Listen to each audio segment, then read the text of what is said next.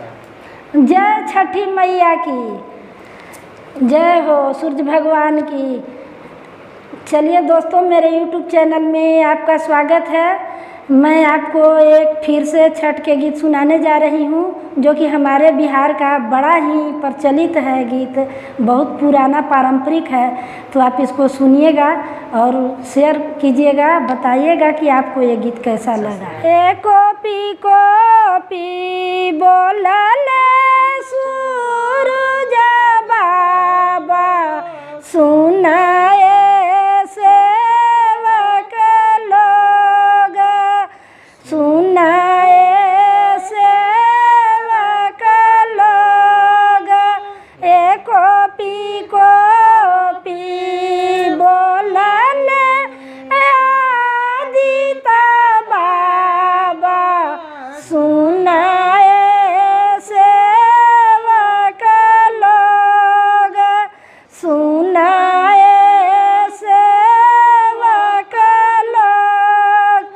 राउर चमोरा चौरे दुभिया जानमी गईले, मकरी बासेड़ लेले, मकरी बासेड़ लेले। हाथ जोड़ी बोलले सेवक लोग, सुनिए छठिया माता, सुनिए सूरज बाबा। राउर चौरे दुभी छिलाई देबो, मकरी उजाई दे। राउर चौरे दुभी छिलाई देबो, मकरी उजाई देबो। दोहरे कर सुपया राग दे, चांदने पाड़ोरी